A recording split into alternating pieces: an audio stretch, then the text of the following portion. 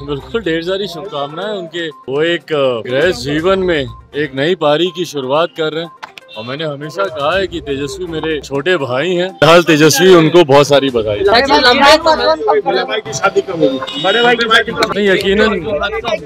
यकीनन कल जिस तरीके से ये घटना घटी है, ये अपने में काफी दुखी और विचलित करने वाली ये घटना है। जिस तरीके से कल उनका चॉपर क्रैश हुआ, पर मुझे लगता है कहीं ना कहीं इसकी सघन जांच भी होनी चाहिए कि देश को जो एक इतनी बड़ी क्षति हुई, इतनी बड़ी हानि हुई। पहले सीडीएस को हम लोगों ने खोया। मुझे लगता है शायद इतिहास में कोई पहली ऐसी घटना होगी कि इतने बड़े पद पर कोई व्यक्ति हो और उसकी ऐसे हादसे में उनकी मृत्यु हो, जबकि सारे प्रोटोकॉल्स इस बात को सुनिश्चित करने के लिए होते हैं कि भैया कोई व्यक्ति जो इतने बड़े पद पर हो, कोई अप्रिय घटना ऐसी नहीं घटनी चाहिए।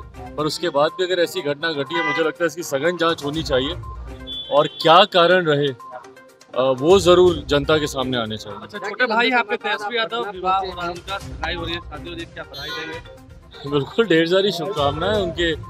वो एक गृहस्थ जीवन में एक नई पारी की शुरुआत कर रहे हैं और मैंने हमेशा कहा है कि तेजस्वी मेरे छोटे भाई हैं और जब छोटे भाई की शादी हो रही है तो यकीनन ये खुशियां घर में ही आ रही हैं। उसके लिए उनको, उनके पूरे परिवार को बधाई। आप नए युग के हैं, क्या लगता है धर्म, जात पात और धर्म जो है सब मिटा कर आगे बढ़ने का नया युग? नहीं, देखिए, मैं ईमानदारी से मैं नहीं मानता। मैं हर बार इस बात को मैं खुद भी मैं कहता हूँ कि जात पात धर्म मजहब में मैं विश्वास नहीं रखता हूँ।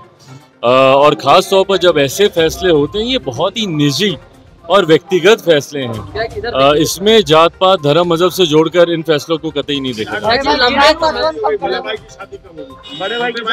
भाई अभी फिलहाल तेजस्वी उनको बहुत सारी बधाई।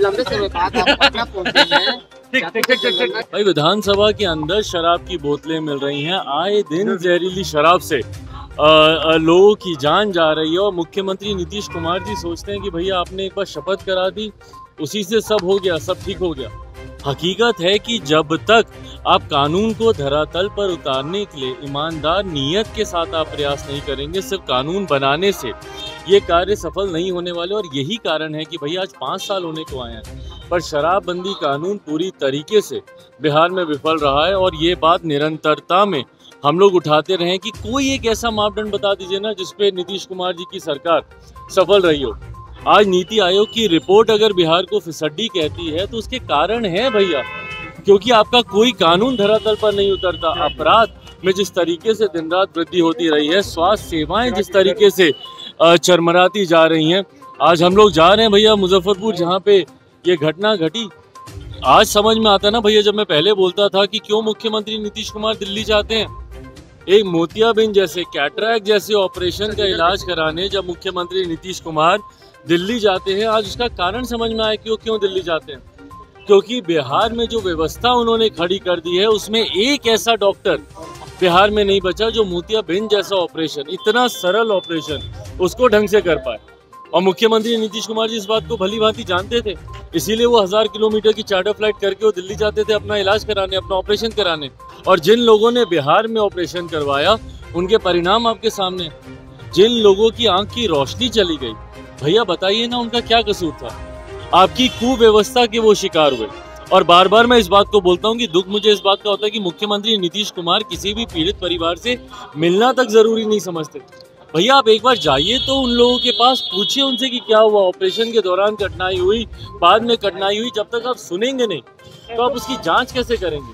यही शराबबंदी में भी मैंने बार कहा था कि भैया आप जाइए उन पीड़ित परिवारों से मिलिए, वो बताएंगे कि कहाँ जाकर इन लोगों ने शराब पी, कैसे हुआ, कैसे उनकी हालत बिगड़ी।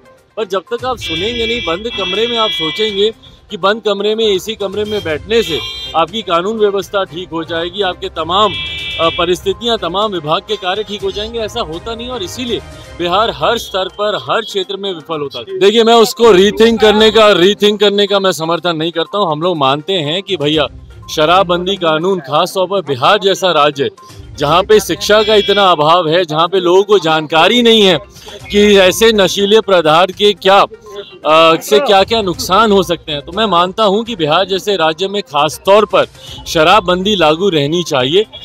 जो उनका जो प्रस्ताव है कि इसको रीथिंक किया जाए, मैं उसका समर्थन नहीं करता, बल्कि हम लोग तो चाहते हैं पूरी तरीके से भाई। जब केंद्र में भी जब ये विषय चल रहा था, उस वक्त भी हम लोगों ने समर्थन किया था कि जातीय के आधार पर जनगणना होनी चाहिए। इसके कारण है, बार बार मैं इस बात को कहता हूं, क्योंकि नीतियां बनाई जाती हैं, योजनाएं बनाई जाती हैं जाति के आधार पर।